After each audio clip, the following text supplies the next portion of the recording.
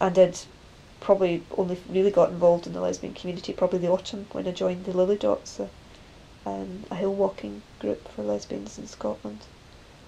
Just having come out, it was just wonderful to meet all these women who were so like me in so many ways. The clothes they liked, or I wouldn't necessarily say their hair because I always used to have very long hair, most of them had short hair. But just so many similar experiences, and it was just great to be able to talk about falling in love with women and coming out and all these shared experiences and with these wonderful women. It was the best thing I ever did was joining the Lily Dots, definitely. They're still going. They've been going for many years because I actually went to their 10th anniversary celebrations, and that must have been 95 or 96, something like that.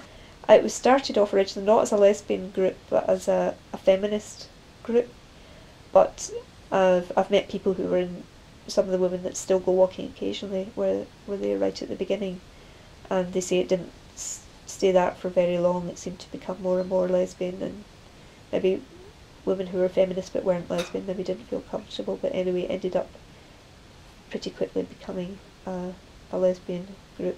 The way it worked, or the way the Little Dot still works really, is that there will be a group based loosely around Glasgow, a group around Edinburgh, a group around Dundee, a group, at one point there was a Stirling group, and at one point there was an Aberdeen group.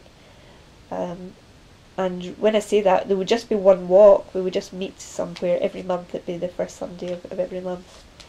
But it had lots of rules. I mean, there's no men, no children, no dogs.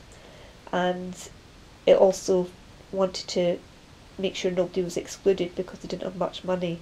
It has its own traditions, and it changes all the time because you're getting different women dropping out or maybe only coming occasionally. But some things have persisted, and there are some old regulars, as I say, who've been there from the beginning, who won't necessarily come all the time but will drop in.